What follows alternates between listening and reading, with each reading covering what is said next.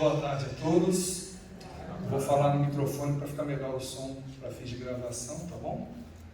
Embora minha voz seja um pouco alta, mas fica melhor para a gente ver como é que fica a qualidade do som.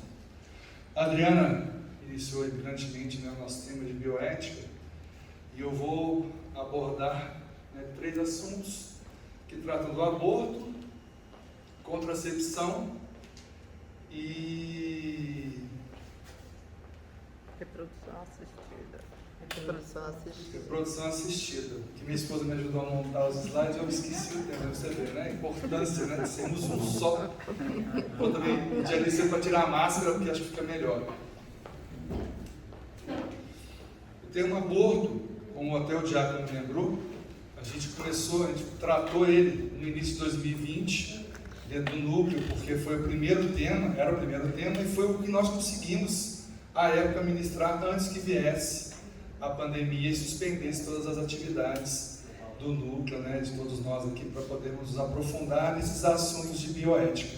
Então eu vou dar uma passada nesse assunto novamente e abordar esses outros 2 assuntos. E dentro dessa abordagem, acredito eu que tenha também para responder a pergunta que foi colocada, né, sobre a questão da reprodução assistida, mas a gente vai abordar de uma certa forma esse tema, tá bom? Bom, com relação ao aborto, o que seria o aborto? Né? Dentro do material que nós utilizamos, tem um livro, depois eu vou mostrar para vocês, o Diácono até comentou. O conceito de aborto é a interrupção da gravidez quando o feto ainda não é viável. O que quer dizer se não é viável? Né? Ou seja, não pode subsistir fora do ventre materno, fora do útero. Então, ele pode ser classificado de 2 formas. Aqui é só uma questão de tecnicidade. Mas seria o aborto espontâneo ou o aborto provocado, induzido. O espontâneo é quando o próprio organismo, por si só, acaba causando a interrupção da gravidez. E o provocado, como a própria palavra diz, ele é provocado por alguém. Ou seja, né, um fator externo que faz com que o aborto ocorra. E ele é uma interrupção de uma vida. E esse provocado, né, até fala de 2 formas. Uma que seria formal e outra que é material. A formal é quando há uma ação direta, né, intencional da pessoa para que a gravidez seja interrompida. E o material ele é uma colaboração indireta e não intencional. Então, aquela que é formal, ela é imoral e ilícita, porque ali você tem a ação, por exemplo, do médico que faz o aborto. Então, ele vai lá e interrompe, né? Então, tem uma ação direta para que aquilo aconteça. A indireta, né, intencional, que é material, são aqueles terceiros que vão lá e motivam, que dão força, que falam que é isso mesmo. Então, eles têm uma ação material, mas ela é indireta, ele não está diretamente ligado ao ato da interrupção da gravidez. São apenas umas classificações e conceituações. Mas em termos de aborto, o que a legislação, né, fala sobre o tema de aborto? No Brasil, né, ele é considerado um crime, né, e se baseia como crime em que aspectos? Né? A Constituição Federal, no seu artigo 5º, ela defende o direito à vida. Então, por haver o direito à vida e ser o aborto a interrupção de uma vida, né, ele é um crime. Então, quando eu interrompo essa vida, eu não respeito o artigo 5º da nossa Constituição Federal. Depois eu vou falar de algumas exceções que a lei traz, tá? O Código Civil Brasileiro, seu artigo 2º, diz que deve ser preservada a vida desde a concepção. Isso está no Código Civil Brasileiro. Tá? O artigo 7º do ECA, Estatuto da Criança e do Adolescente, por sua vez, diz que deve haver o direito à proteção à vida e à saúde, com políticas sociais públicas que permitam o nascimento. Então, sob a ótica de todas essas normas, o aborto é um crime. O inciso 1º do artigo 4º, Direito à Vida, da Convenção Americana de Direitos Humanos, um tratado internacional, diz que tem que ser respeitada a sua vida, desde o momento da concepção. E aí tem um conceito importantíssimo. Então, desde o momento da concepção, assim como no Código Civil, desde a concepção, eu tenho que resguardar o direito à vida. Então, sob essa ótica, é um crime eu cometer um aborto. E o artigo 8º da Declaração Universal sobre Bioética e Direitos Humanos da Unesco diz que nós temos que considerar a vulnerabilidade humana para que esse ser humano seja protegido e deva ser respeitada. Bom, voltou, de vez em quando ele deve ser respeitada a integridade pessoal dos indivíduos em causa. Ou seja, eu tenho que preservar a vida. Com base nesses dispositivos, lógico que tem alguns que não são do Brasil especificamente, tem o Unesco, tem esse tratado internacional, mas eles, sob essa ótica, o aborto é um crime. Mas com relação a este crime,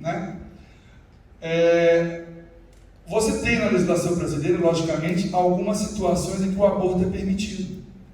Ele é, sob a ótica legal, não moral, mas legal, a sua permissão de ocorrer. Em que situações? Quando há risco de vida para a mulher causado pela gravidez. Então, se a gestante tem algum problema e em função da gravidez, isso é, digamos, potencializado e pode trazer um risco de morte da grávida, é permitido o aborto. E aí a gente viu aquela propaganda, meu corpo, minhas regras. Então, se é para eu continuar vivendo, eu mato aquele que está dentro de mim que pode causar a minha morte. Mas nesse caso a legislação brasileira permite. Outro aspecto, quando a gestação é resultante de um estupro. Então, se a mulher sofreu uma violência sexual, foi estuprada, e o fruto desse estupro é uma gravidez, a legislação permite que a mulher possa cometer o aborto, possa fazer o aborto em função dessa situação.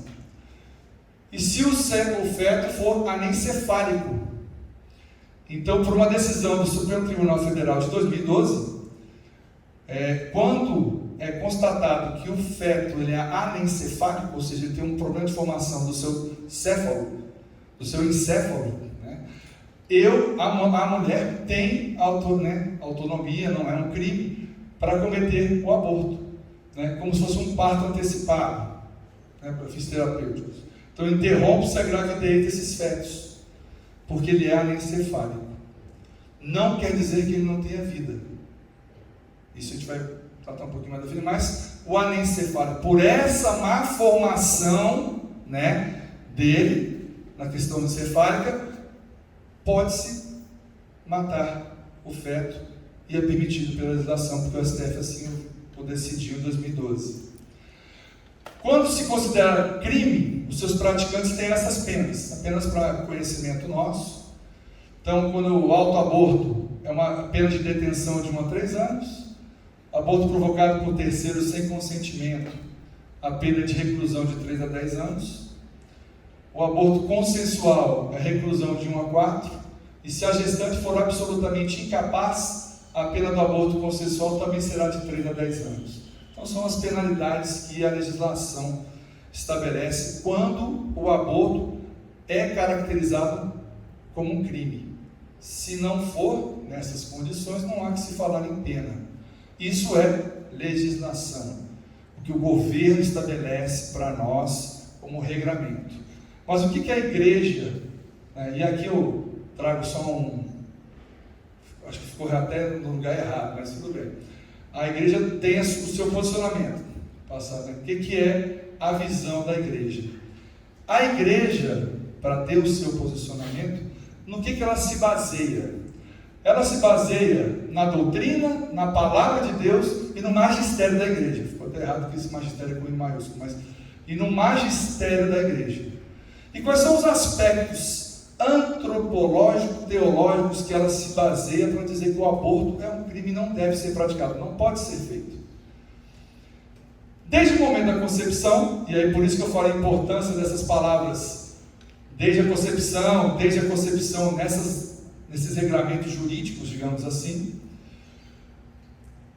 a vida já existe de qualquer ser humano, já deve ser respeitada de forma absoluta.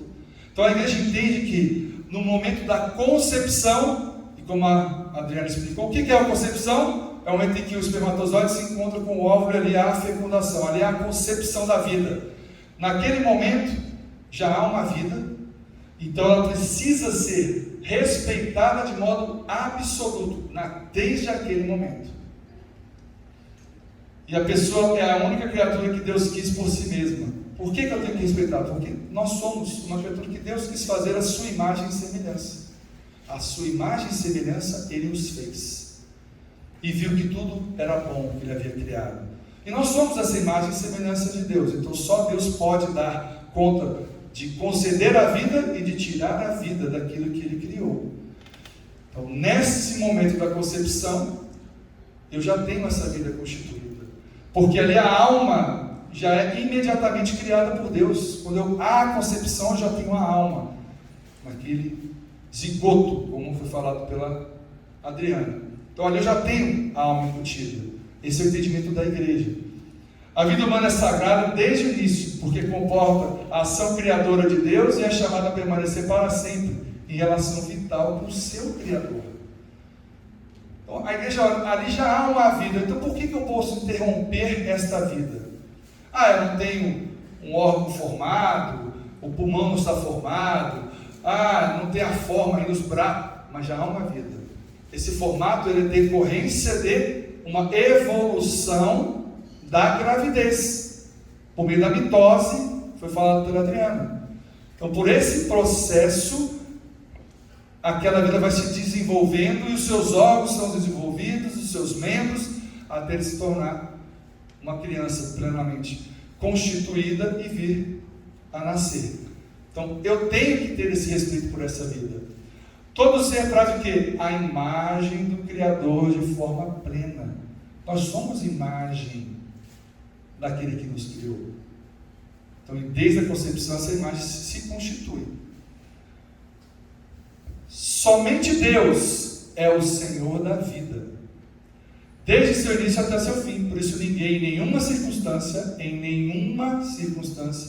pode reivindicar para si o direito de destruir livremente uma vida. Matar diretamente o feto é sempre proibido e nunca execuível. Não ser admissível a prática do aborto como método de planejamento familiar. Muitos alegam na defesa do aborto que ele serve para planejar. Não, já tenho 4 filhos, se nascer mais um, eu não tenho condições de criar, então vou abortar. Não pensou isso na hora do bem bom, como diria, né? Mas na hora que engravida, tem essa concepção. Então não é planejamento familiar. Interessante como naquela frase, né? Meu corpo, minhas regras. Mas ali dentro de você há um outro corpo. E as regras desse corpo? Quem é que está defendendo? Ninguém. Na verdade, nem seu corpo pertence a você mesmo. Porque foi você que fez, projetou, não é você que comanda, não comanda as suas doenças, nada, absolutamente nada. Nada. Pertence a quem? A Ele que nos criou. Então a gente tem que ter essa consciência. Mas tudo é motivo para se criar um ambiente que seja propício à prática do aborto. Todo ser humano, inclusive a criança no útero materno, possui direito à vida imediatamente de Deus, não dos pais nem de qualquer outra autoridade humana, porque a vida pertence a Ele. Portanto, não existe ninguém ou nenhum tipo de indicação médica, eugênica, social e moral. O que é eugênica? Eugenia é a evolução da espécie, né? A evolução do ser humano. Então, eu trato o aborto como algo para ser por uma fundamentação eugênica de evolução. Não existe nada que justifique o aborto, que possa exibir um título vago para uma direta e deliberada disposição sobre a vida humana. Onde é que está a base, né, em termos de documentos da igreja? Então a gente citou aqui de onde nós buscamos essas informações, né? Tem o Catecismo da Igreja Católica, o Código de Direito Canônico, a Constituição Pastoral Gaudium et Spes, essa instrução Donum Vitae, respeito à vida, a encíclica Evangelii Vitae, Valores Básicos da Vida e da Família, que é o documento da CNBB número 18, Jubileu da Sua Vida de 14 e 15 de outubro, e a instrução Dignitas Personae. Então são documentos que citam a importância da vida humana e combatem essa teoria, essa mensagem de que o aborto é algo válido e que é permitido em qualquer ou em determinadas circunstâncias. Em nenhuma circunstância a igreja aceita o aborto, porque ele atenta contra a vida, que é dom e graça de Deus. É Ele que concede, é Ele que pode tirar daquele que é a imagem e semelhança do Pai. E só para a gente, que é esse slide aqui, Só que o que se discute no meio médico é a questão de em que momento existe a vida. Em que momento eu considero que há ali um ser humano? Então, aqui nós trouxemos 4 situações ou 4 hipóteses, tá? Posições sobre em que momento existe vida. Para daí eu falar que ao fazer o aborto eu estou encerrando uma vida, estou cometendo um assassinato, estou matando um ser que é vivo. A primeira posição, que é uma posição muito liberal sobre o aborto, né, e é pró-aborto totalmente, ela defende que a vida ela começa no início das funções cerebrais superiores. Quando isso acontece? 24ª semana de gestação. Então só a partir da 24ª semana eu teria uma vida, porque se iniciaram as funções cerebrais. Então até aquele momento eu posso abortar, porque não tem vida, segundo este posicionamento. Tem o segundo posicionamento, que é no surgimento do encéfalo, que dá força à questão da criança anencefálica, né? Quando que isso acontece? Quando eu atinjo entre 8 a 12 semanas. Então até a 7ª semana de gravidez eu posso abortar. Eu não tenho a formação do encéfalo. Então não há vida sob esta corrente, a ótica desta corrente. Ela é moderada no debate do aborto, porque já é um período um pouco mais curto, digamos. Uma terceira posição, que é uma posição mais conservadora, diz que é na definição cardíaca, né, da morte ou da criança. Então, quando eu falo a questão da definição cardíaca, aí eu tenho o status pulmonar pleno, surge quando aparece a capacidade da função cardíaca. Ali eu tenho uma vida. Quando que isso acontece na gestação? Ela ocorre desde cedo no desenvolvimento fetal, entre a 5ª e 6ª semana. Desde cedo, 5ª e 6ª semanas. Então, um mês não é tão cartesiano assim, mas um mês são 4 semanas, então com 1 mês e meio, aí tem função cardíaca, ali começa a ter vida. Até então não tinha vida. Então se eu interrompo a gravidez antes disso, não estou cometendo crime nenhum, não tinha vida. E a última, que é a posição da igreja, é que usa a determinação do código genético. Em que momento isso acontece? Primeiro dia, quando ocorre a fecundação. Na concepção eu já tenho a carga genética criada pela união do esperma e do óvulo. O espermatozoide com o óvulo se juntam, ali eu já tenho a carga genética. Então na concepção, que é o primeiro dia, já tenho vida, porque como a gente viu antes, ali já é infundida a alma, eu já tenho um ser vivente ali, pode não estar desenvolvido, mas já tenho vida. Então a igreja defende que neste momento já tenho vida. Se eu ceifo essa vida, eu cometo um crime. E essas posições são interessantes de nós conhecermos, porque elas são base para defender o aborto. Porque se eu parto dessa primeira visão, 24ª semana, isso dá mais de 5 meses. Se são mais de 5, então até o 5º mês eu posso interromper, porque não tem vida. É uma visão extremamente liberal para apoiar o aborto e dizer que ele é legal. Ele pode acontecer. Então a gente trouxe para nós conhecermos esses posicionamentos, porque eles são pró-aborto, ou a visão da igreja que é contra o aborto em qualquer circunstância, porque desde a fecundação eu já tenho ali a carga genética, portanto eu tenho vida, porque a alma já está infundida, e aquele já é um ser que é a imagem e semelhança de Deus. Não tem o direito de interromper a sua vida, porque essa vida pertence ao Pai. No caso de crianças anencefálicas, existe uma discussão, e como a gente viu, há uma decisão do STF que autorizou o aborto de crianças anencefálicas, e nesse caso não é crime. Então eu posso cometer o aborto de uma criança anencefálica porque não é crime. Assim decidiu o STF em 2012. A anencefalia, o que é isso? Para a gente poder entender. Ela é uma ausência total ou parcial do cérebro. É um defeito de má formação do sistema nervoso do feto. Mas não quer dizer que ele não tem atividade cerebral. Não é isso, não é sinônimo. A anencefalia é uma má formação. Na maioria das vezes, o falecimento ocorre durante a gestação ou no parto daquela criança. Então, se a criança faleceu, eu não estou cometendo aborto, eu já não tem mais vida, é outra situação. Até lá, em março de 2020, quando a gente estava falando sobre esse assunto, a gente teve até uma discussão na turma, que falou, não, mas se a morte, né, diagnosticada por um médico, já não tem mais vida o feto, não é aborto. Realmente não é, porque o diácono, à época, esclareceu, não. Se o feto já faleceu, não tem mais sinais vitais, já não tem sinal de vida, a retirada dele não é um aborto.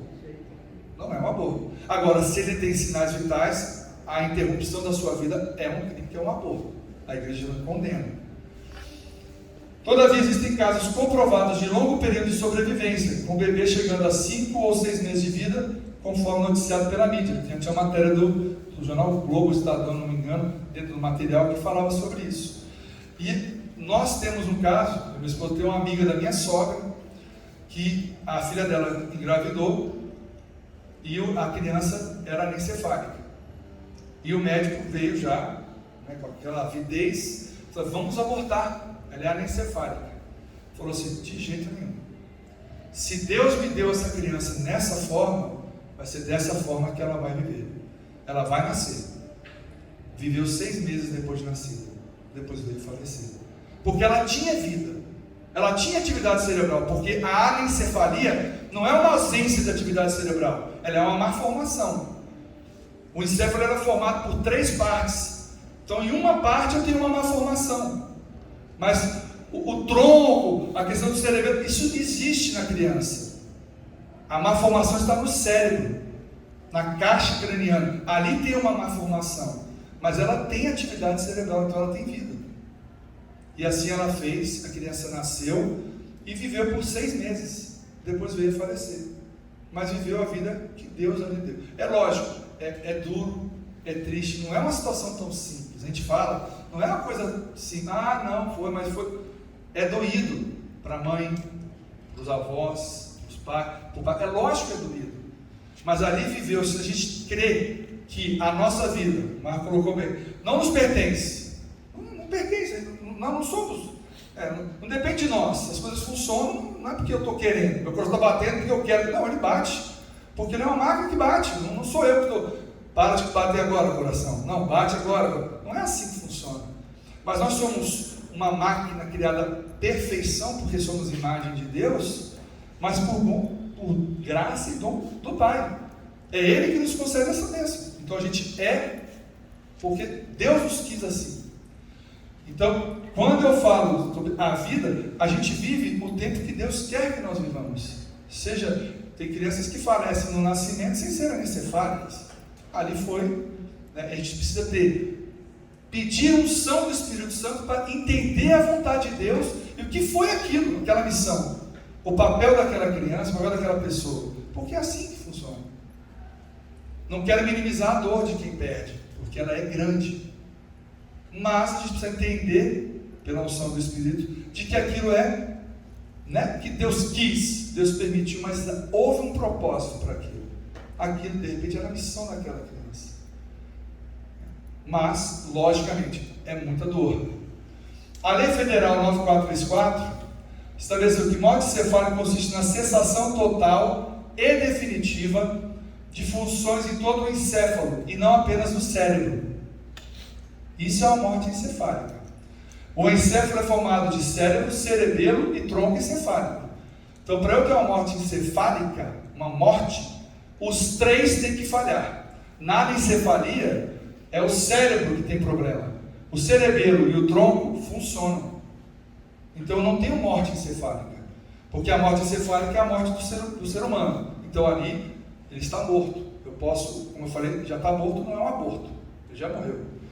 Mas, quando eu falo de anencefalia, é uma malformação do cérebro. Os demais componentes do encéfalo existem e funcionam.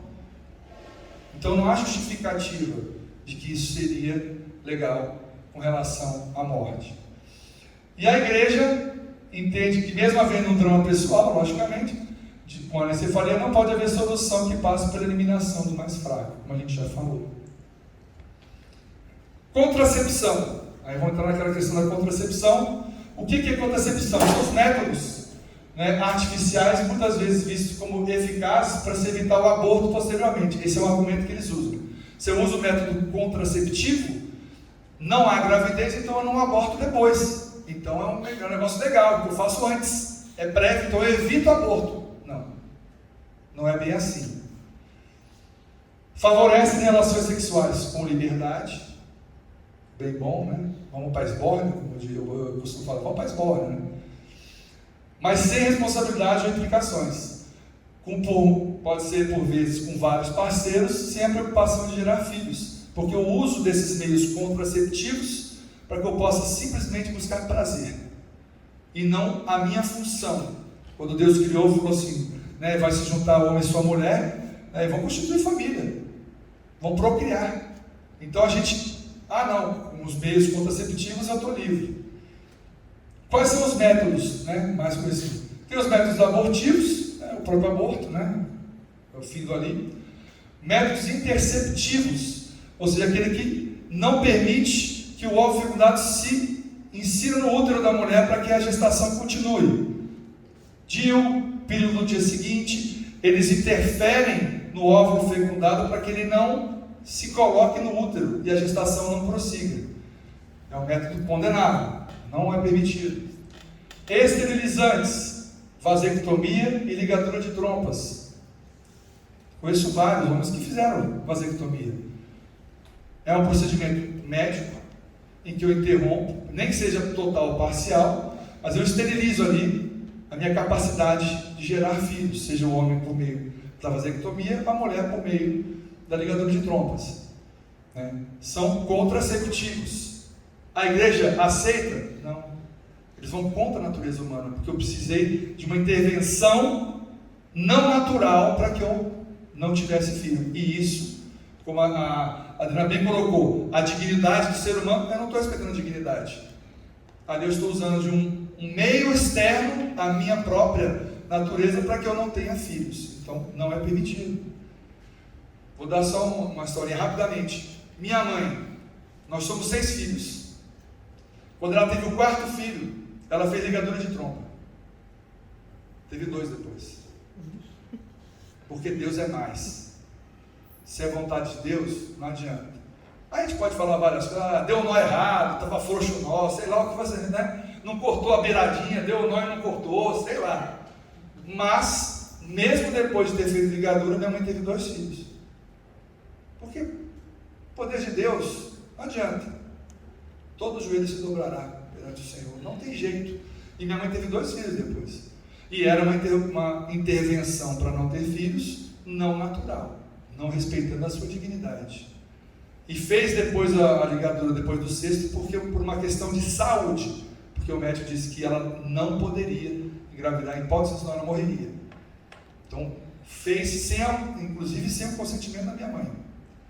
Que ela, no último parto, ela perdeu muito sangue, quase morreu, e o médico, por questão de segurança da vida dela, resolveu fazer. Mas é um procedimento que não é aceito. Só um exemplo, nós temos aqui o nosso amado diácono Albérico. Um homem vasectomizado não pode ser diácono, não pode ser ordenado, porque não respeitou a sua própria dignidade. Não é permitido. Então são situações que são externas à dignidade da própria pessoa. Anticoncepcionais, interrupção do ato sexual, o famoso coito interrompido, né? Abstinência periódica, tabela, temperatura, método Billings. Mecânicas, preservativos e diafragma. São métodos contraceptivos mecânicos. Eu uso o preservativo, ou coloco o diafragma que faz com que eu não engravide. Químicas, por meio de herbicidas e medicamentos hormonais, injeção, comprimidos anovulatórios. De todos esses, o que a igreja entende como método natural, que é aceito pela igreja como até um mecanismo de planejamento familiar? Abstinência periódica, tabela, temperatura e método Billings, sendo que o método Billings é um dos mais É o mais infalível de todos. A Cris, que faz parte aqui ela dá palestra sobre esse assunto, ela tem um profundo conhecimento, ela é praticante do método Business. Então é um método muito seguro, só que ele pressupõe um autoconhecimento. Como tabela também pressupõe um autoconhecimento, né? Mas o método Business, ele tem uma questão da mulher se conhecer o seu corpo para que ele funcione. Mas são métodos que a igreja entende como naturais, não tem intervenção. Você tem um planejamento, né? E isso faz com que, para engravidar, você tenha relações no momento em que há fertilidade. E quando não há, eu não engravido, posso ter a minha relação. E serve muito bem com o planejamento familiar. Meus pais não usavam, tiveram 6 filhos, né? Eles não tinham nada disso. Então, Não tinha condições. o pessoal brincava, não tinha televisão, faltou planejamento às vezes, ou então era a vontade da família de ter. Eu conheço casais que hoje têm 6, 7 filhos e, se Deus me der, né? Como a pergunta, o Diácono até uma vez a gente conversando sobre esse assunto, falou assim, que tem a pergunta no matrimônio, né? Você vai aceitar de bom grado os filhos que Deus lhe der? Eles aceitam. E vem e a gente vai aceitando. E o último assunto, reprodução assistida.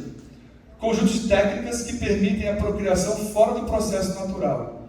2 técnicas principais. Inseminação artificial, é a introdução do espermatozoide em um óvulo diretamente no colo uterino, então essa é a inseminação artificial, e a fecundação in vitro, contato dos ovócitos colhidos da mãe com espermatozoides em laboratório, desenvolvimento embrionário. Então eu pego o ovócito, faço isso in vitro e instalo, coloco, ponho no útero da mãe. A igreja recusa a concepção de uma criança por inseminação artificial. Cada criança tem de Deus o direito de ter um pai e uma mãe, e o direito de conhecer esses. E o interessante, para que eu possa fazer a fecundação in vitro, eu preciso da criopreservação, seja dos embriões, seja dos gametas. Então, seja ele fecundado, embrião já fecundado, congelo, ou seja do gameta. O que acontece? Geralmente, para o embrião vingar, se criam por volta de 10 embriões, dos quais por volta de 2 a 3 são colocados no útero. O que se faz com os demais? Creme. Faz creme, faz várias coisas, né? E a gente traz aqui Lei Warnock, uma lei britânica de 78, né? Não sei se era deputado, mas o Lorde inglês fez um documento, um relatório, apresentou, e lá na Grã-Bretanha, na Inglaterra, o que se definiu com relação aos embriões? Eu faço, todo o processo técnico científico, crio os embriões, uso aqueles que o casal quiser, e os demais eu mantenho por 5 anos. Passados 5 anos, jogo fora. É uma vida que eu simplesmente jogo no lixo. No Brasil, a lei do Conselho Federal, a resolução aqui do Conselho Federal de Medicina, estabelece que, ao criar o embrião, o casal usa, os que não são utilizados não podem ser descartados e nem destruídos. Eles vão ficar congelados, ad eterno, até que os proprietários se manifestem para doação ou para a utilização de novos embriões. Então o Conselho Federal não permite que eles sejam destruídos. Será que isso acontece na prática? Essa é uma boa pergunta. Talvez não. A inseminação destrói o espírito do matrimônio e faz da criança um produto de procedimento técnico, e não permite que ela surja da unidade amorosa do casal. A utilização de métodos naturais, como a igreja determina, não é ingenuidade, é compromisso com o Evangelho. E sobre a questão da inseminação, para a gente fechar, a gente estava estudando, conversando com minha esposa sobre isso. Nós temos 2 situações, tanto do homem quanto da mulher, que é a infertilidade e a esterilidade. A infertilidade, o homem ou a mulher tem dificuldade de engravidar, de gerar, seja o espermatozoide ou o óvulo, para que haja ali a concepção e uma gravidez, uma dificuldade. Mas toda a infertilidade, ela tem tratamento médico. A gente viu 7 tipos lá de causas, ovário policístico, endometriose. Cada um tem uma forma de ser tratada. E o tratamento médico faz o quê? Facilita a ovulação, a geração do óvulo. Então isso é um procedimento médico que a igreja vê com bons olhos, ela entende que a evolução médica ajuda nesse ponto. Quando eu falo de esterilidade, é impossível o homem ou a mulher gerarem o espermatozoide ou o óvulo. Neste caso, que é um pouco daquela pergunta que foi feita, se eu uso da inseminação artificial, ou seja, in vitro, ali eu tenho uma terceira pessoa, porque sem uma terceira pessoa não tem como ocorrer a fecundação. Eu uso o esperma do marido com o óvulo de uma terceira, ou o óvulo da esposa com o espermatozoide de um terceiro. E ali há um conflito na união matrimonial, porque eu tenho um terceiro se infiltrando na união, que o que Deus uniu, o homem não separa, e é uma só carne. Neste ponto, a igreja não aceita a inseminação, porque eu tenho uma interferência de um terceiro. Então, pensando nos casos de, não que o homem seja infértil, mas tem algumas situações que a célula reprodutora masculina, o espermatozoide, ele é enfraquecido e não consegue chegar a ponto de fecundar. Então, aí, no caso aí, a medicina entra pegando esse espermatozoide e já levando direto ao ovócito, né, o óvulo, e faz essa fecundação. Nesse caso aí... Que faz uma inseminação artificial por conta desse problema. Isso, esse enfraquecimento da célula, que alguns homens têm. Aí é uma opinião minha, não sei te dizer propriamente como uma igreja, mas em princípio não haveria um problema, em princípio, porque é o marido e a mulher. Todavia, o que a igreja orienta é que o homem tente, por meio de tratamentos médicos, que ele se cure desse problema. Se for algo irreversível, não se dizer, talvez o diácono ou o próprio professor pode dizer mais tarde, talvez a igreja veja isso não como um comprometimento, porque é entre o marido e a esposa. A questão da esterilidade, a gente tira. Quando é infertilidade por algum problema crônico, seja porque os espermatozoides não têm força para chegar e fecundar o óvulo, aí eu tenho mecanismos médicos, medicinais, que me ajudam para essa concepção. Eu entendo que não haveria um problema, porque aí não tem um terceiro, é o esposo e a esposa. Mas aí teria que fazer uma pesquisa até um pouco mais... É o primeiro ali, a introdução do espermatozoide, o óvulo Isso. do colo e da mulher. Isso, só que aqui, do jeito que está, eu não sei se o espermatozoide é do esposo ou se é de um terceiro. Sendo do esposo, tem um documento da igreja que permite, que não é problema. Pois é. Tá? Então, assim, em princípio não teria problema. Sendo o esposo e da esposa, não teria problema. Mas isso aí a gente depois pode até abordar. Ok? Bom. E vivo, tá? E o morto também não pode, a igreja não aceita. Isso, né? Porque tem casos de criogenia que você guarda o material reprodutor do homem, né? O espermatozoide, porque está com a doença crônica, via falecer, então daqui a alguns anos eu quero ter um filho com ele. Aí não, ele morreu, eu pego lá e... não, a igreja também não aceita. Não. Ah, mas era meu esposo. Não, mas ele não tem mais vida. Não há, aí, porque o que a igreja coloca muito forte é que a união, o sacramento do matrimônio, ele pressupõe a relação sexual para a sua concepção plena. E a partir do momento que eu não tenho isso, mas eu gero uma vida porque eu inseminei, ela tem as suas restrições. Mas esse caso, o esposo que tem um problema, né, isso aí é um tratamento médico, são outras vias. Mas esses casos de você guardar, eu vou guardar por 10 anos, daqui a 10 anos eu vou... Aí são situações que a igreja não aceita, realmente não permite. Ela entende que nós estamos, né, transcendendo aquilo que é a função do matrimônio. Ok? Aí, se tiverem outras perguntas, depois a gente vai falando outras coisas. Tá bom, gente? Obrigado. Agora vem o Aldemar aí com o tema dele.